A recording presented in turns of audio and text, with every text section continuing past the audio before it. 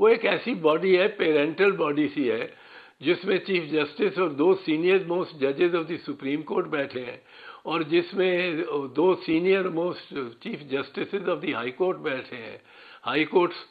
تو وہ ایک ایسی باڈی ہے جس کے پاس اس قسم کی جورسڈکشن, اس کو اسیوم بھی کرنی چاہیے کہ اگر کسی جج پہ خدا نہ خواستہ کوئی اٹیمپٹ لائف ہو جاتی ہے, کوئی گولی چل جاتی ہے, تو سپریم جوڈیشل کاؤنسل ایسے معاملے میں بھی انٹروین کر سکے, کم از کم اس میں دلچسپی لے سکے, اس میں انکوائری کرا سکے. It's an body, official body, constitutional body to make inquiry. میں آج کافی senior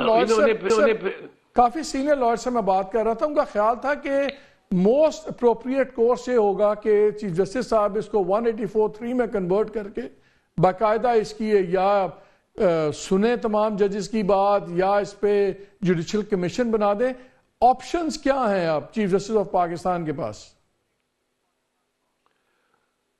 chief justice of Pakistan اگر چاہے تو پاکستان کا سب سے با اختیار شخص ہے, اور سب سے با اختیار, ہر ایک کو اس کی انٹرپریٹیشن, اور مطلب اس سے مراد ہے کہ اس کے بینچ کی اگر ججز اس کا ساتھ دے رہے ہو سارے کو enough to form a bench, تو وہ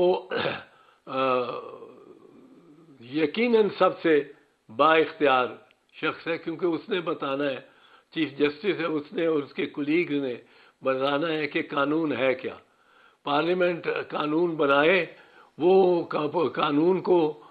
قانون اس کے معنی کیا ہے, یہ اسی نے بتانے ہیں. سو جو سول اور لائف ان لیجسلیشن ہے وہ ڈٹرمن کرتی ہے judiciary and ultimately the supreme court of Pakistan. This is so even in England, یہاں پارلیمنٹ سب سے ہی سپریم ہے, پر انگلینڈ میں بھی یہی ہے کہ عدالت نے انٹرپریٹ کرنا ہوتا ہے قانون کو. تو اس لحاظ سے چیف جسٹس صاحب کسی بات میں, کسی معاملے میں یہ نہیں کہہ سکتے کہ میرے پاس اختیار نہیں تھا, یا میرے پاس وہ انسٹرومنٹس اور ٹولز نہیں تھے لیگل جن سے میں 6 ججز آف اے ہائی کورٹ, ان کی کلیکٹیو اور انڈیویجول دونوں, انفرادی بھی اور اجتماعی طور پہ بھی, ان کی جو شکایات ہیں, اور ان کے خلاف شکایات ان کی بھی یہ ہیں جو بڑے مطلب ہے ڈیٹیل میں اسپیسیفک, یہ عام طور پہ عام غام نہیں کرتے جی ہم پہ دباؤ ڈالا جاتا ہے. وہ کہتے ہیں اس دن دباؤ ڈالا, اس طرح دباؤ پڑا, میرا رشتہ دار اغوا ہو گیا, اس کو الیکٹرک شاک لگائے گئے. یہ کون کر سکتا ہے, کون کرتا ہے؟ یہ چیف جسٹس کے لیے کی تو ذمہ داری ہے اس کی تہہ تک جانا. لیکن سر کیسے جائیں گے؟ مجھے ایک چیز بتائیں, جب جسٹس شوکت صدیقی والا کیس ہوا اور ان کی چیزیں ان کو ری انسٹیٹ کر دیا گیا اور پھر تمام مراد واپس کر دی گئیں, اس میں بھی یہ پوائنٹ نہیں چھیڑا گیا جو انہوں نے کہا تھا کہ جی میرے پاس جنرل فیض آئے تھے, انہوں نے یہ کہا, جنرل فیض نے بعد میں کہہ دیا میں تو دوسری بات کرنے گیا تھا.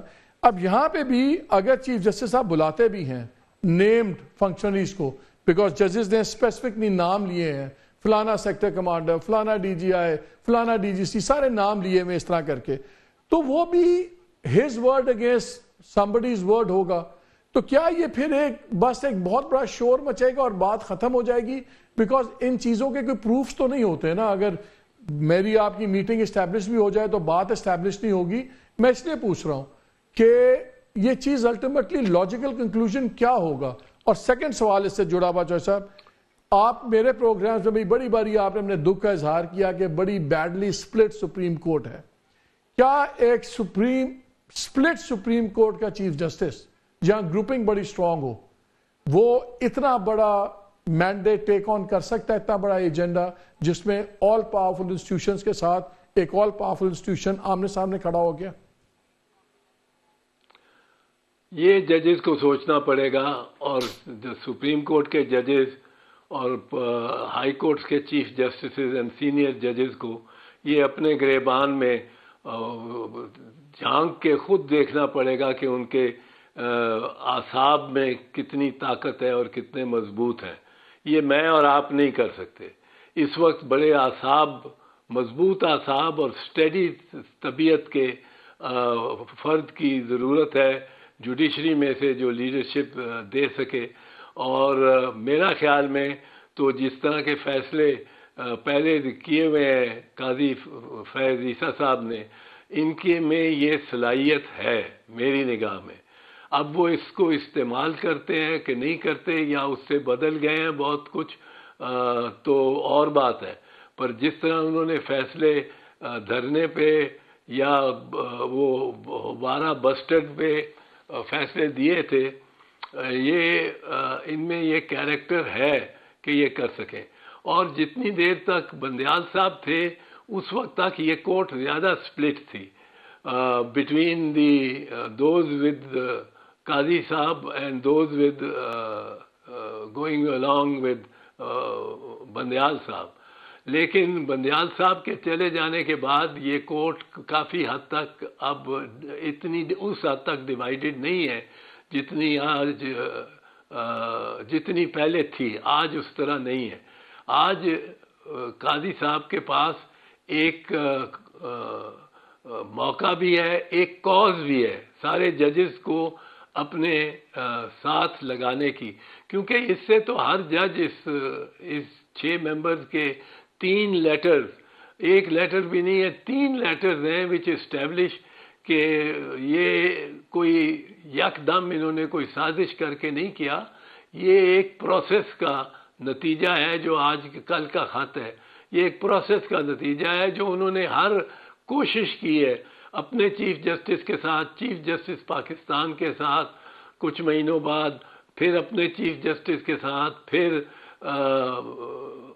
یہ اب سپریم جوڈیشل کاؤنسل کے لکھ رہے ہیں.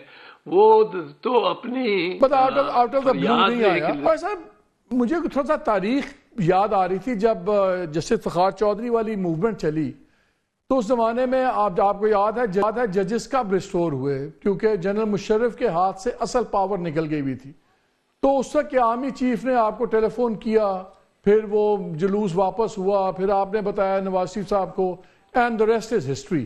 لیکن یہاں پہ اب بالکل پچ ہو گیا ہے, اب جوڈیشری ورسز انسٹیٹیوشن ہو گئی ہے. تو اس معاملے میں پھر بروکرنگ کیسے ہوگی؟ یہ تو ڈائریکٹ کانفلکٹ آ رہا ہے, تو یہاں پہ کیسے آگے بات چلے گی؟ نہیں, اگر تو ججز میں یکجہتی رہی, اور یہ ایک ایسا ایشو ہے جس پہ ججز میں یکجہتی بن سکتی ہے.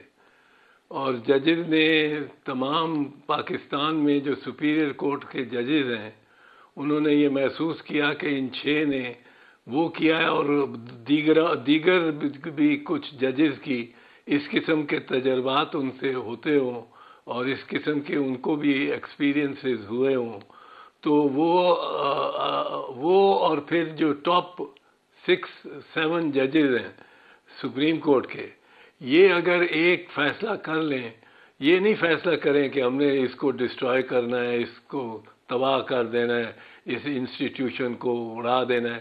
انسٹیٹیوشن ساری ملک کے لیے ضروری ہیں,